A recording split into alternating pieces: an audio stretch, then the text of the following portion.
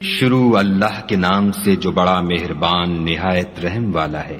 یاسین، قسم ہے قرآن کی جو حکمت سے بھرا ہوا ہے۔ اے محمد صلی اللہ علیہ وآلہ وسلم، بے شک تم پیغمبروں میں سے ہو، سیدھے رستے پر۔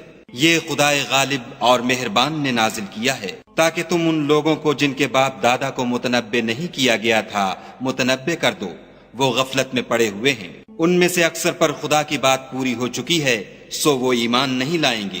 ہم نے ان کی گردنوں میں طوق ڈال رکھے ہیں اور وہ ٹھوڑیوں تک پھنسے ہوئے ہیں تو ان کے سر الل رہے ہیں، اور ہم نے ان کے آگے بھی دیوار بنا دی اور ان کے پیچھے بھی، پھر ان پر پردہ ڈال دیا تو یہ دیکھ نہیں سکتے۔ اور تم ان کو نصیحت کرو یا نہ کرو ان کے لیے برابر ہے، وہ ایمان نہیں لانے کے۔ تم تو صرف اس شخص کو نصیحت کر سکتے ہو جو نصیحت کی پیروی کرے اور خدا سے غائبانہ ڈرے، سو اس کو مغفرت اور بڑے ثواب کی بشارت سنا دو۔ بے شک ہم مردوں کو زندہ کریں گے، اور جو کچھ وہ آگے بھیج چکے اور جو ان کے نشان پیچھے رہ گئے ہم ان کو قلم بند کر لیتے ہیں، اور ہر چیز کو ہم نے کتاب روشن یعنی لوح محفوظ میں لکھ رکھا ہے۔ اور ان سے گاؤں والوں کا قصہ بیان کرو جب ان کے پاس پیغمبر آئے، یعنی جب ہم نے ان کی طرف 2 پیغمبر بھیجے تو انہوں نے ان کو جھٹلایا، پھر ہم نے تیسرے سے تقویت دی تو انہوں نے کہا کہ ہم تمہاری طرف پیغمبر ہو کر آئے ہیں۔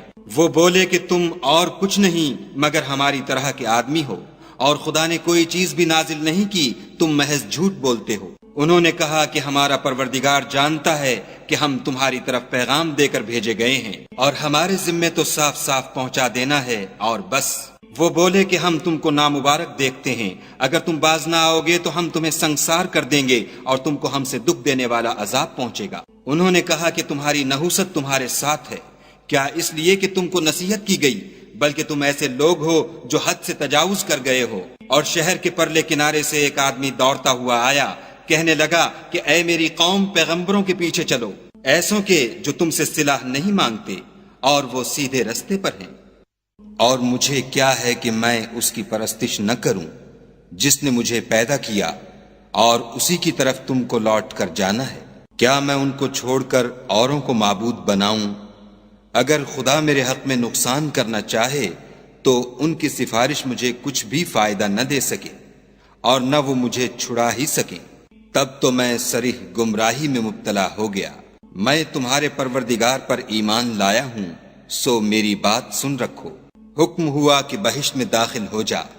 بولا کاش میری قوم کو خبر ہو کہ خدا نے مجھے بخش دیا اور عزت والوں میں کیا، اور ہم نے اس کے بعد اس کی قوم پر کوئی لشکر نہیں اتارا، اور نہ ہم اتارنے والے تھے ہی۔ وہ تو صرف ایک چنگھاڑ تھی آتشیں، سو وہ اس سے ناگہاں بجھ کر رہ گئے۔ بندوں پر افسوس ہے کہ ان کے پاس کوئی پیغمبر نہیں آتا مگر اس سے تمسخر کرتے ہیں۔ کیا انہوں نے نہیں دیکھا کہ ہم نے ان سے پہلے بہت سے لوگوں کو ہلاک کر دیا تھا؟ اب وہ ان کی طرف لوٹ کر نہیں آئیں گے، اور سب کے سب ہمارے روبرو حاضر کیے جائیں گے۔ اور ایک نشانی ان کے لیے زمین مردہ ہے کہ ہم نے اس کو زندہ کیا اور اس میں سے اناج اگایا، پھر یہ اس میں سے کھاتے ہیں، اور اس میں کھجوروں اور انگوروں کے باغ پیدا کیے اور اس میں چشمے جاری کر دیے تاکہ یہ ان کے پھل کھائیں، اور ان کے ہاتھوں نے تو ان کو نہیں بنایا، تو پھر کیا یہ شکر نہیں کرتے؟ وہ خدا پاک ہے جس نے زمین کی نباتات کے اور خود ان کے اور جن چیزوں کی ان کو خبر نہیں سب کے جوڑے بنائے۔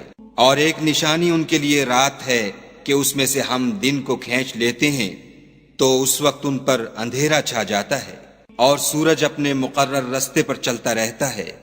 یہ خدائے غالب اور دانا کا مقرر کیا ہوا اندازہ ہے۔ اور چاند کی بھی ہم نے منزلیں مقرر کر دیں، یہاں تک کہ گھٹتے گھٹتے کھجور کی پرانی شاخ کی طرح ہو جاتا ہے۔ نہ تو سورج ہی سے ہو سکتا ہے کہ چاند کو جا پکڑے، اور نہ رات ہی دن سے پہلے آ سکتی ہے، اور سب اپنے اپنے دائرے میں تیر رہے ہیں۔ اور ایک نشانی ان کے لیے یہ ہے کہ ہم نے ان کی اولاد کو بھری ہوئی کشتی میں سوار کیا، اور ان کے لیے ویسی ہی اور چیزیں پیدا کیں جن پر وہ سوار ہوتے ہیں، اور اگر ہم چاہیں تو ان کو غرق کر دیں، پھر نہ تو ان کا کوئی فریاد رس ہو اور نہ ان کو رہائی ملے، مگر یہ ہماری رحمت اور ایک مدت تک کے فائدے ہیں۔ اور جب ان سے کہا جاتا ہے کہ جو تمہارے آگے اور جو تمہارے پیچھے ہے اس سے ڈرو تاکہ تم پر رحم کیا جائے، اور ان کے پاس ان کے پروردگار کی طرف سے کوئی نشانی نہیں آئی مگر اس سے منہ پھیر لیتے ہیں۔ اور جب ان سے کہا جاتا ہے کہ جو رزق خدا نے تم کو دیا ہے اس میں سے خرچ کرو، تو کافر مومنوں سے کہتے ہیں کہ بھلا ہم ان لوگوں کو کھانا کھلائیں جن کو اگر خدا چاہتا تو خود کھلا دیتا، تم تو صریح غلطی میں ہو۔ اور کہتے ہیں اگر تم سچ کہتے ہو تو یہ وعدہ کب پورا ہوگا؟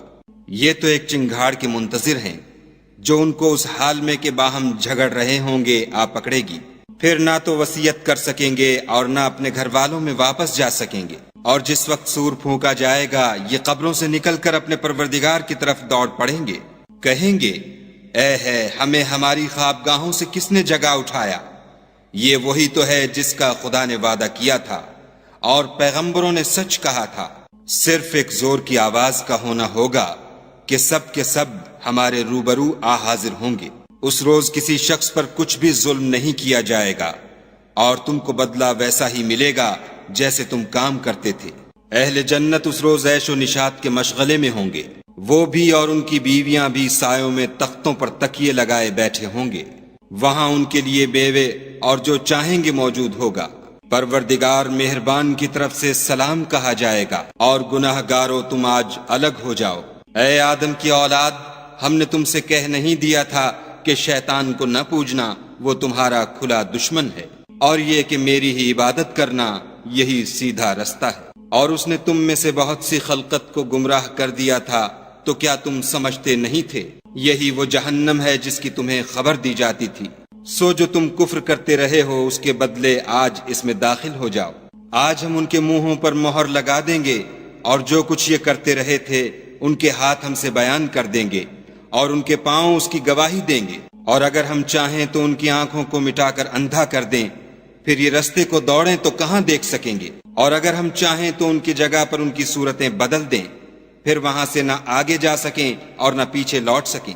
اور جس کو ہم بڑی عمر دیتے ہیں تو اسے خلقت میں اوندھا کر دیتے ہیں، تو کیا یہ سمجھتے نہیں؟ اور ہم نے ان پیغمبر کو شعر گوئی نہیں سکھائی اور نہ وہ ان کو شایع ہے، یہ تو محض نصیحت اور صاف صاف قرآن پر از حکمت ہے، تاکہ اس شخص کو جو زندہ ہو ہدایت کا رستہ دکھائے اور کافروں پر بات پوری ہو جائے۔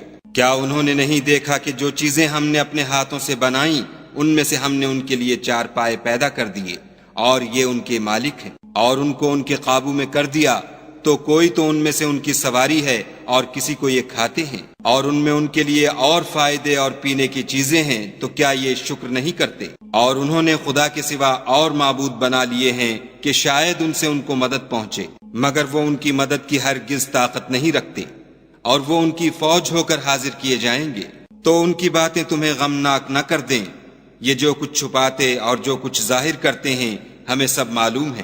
کیا انسان نے نہیں دیکھا کہ ہم نے اس کو نطفے سے پیدا کیا، پھر وہ تڑاک پڑاک جھگڑنے لگا اور ہمارے بارے میں مثالیں بیان کرنے لگا اور اپنی پیدائش کو بھول گیا، کہنے لگا کہ جب ہڈیاں بوسیدہ ہو جائیں گی تو ان کو کون زندہ کرے گا؟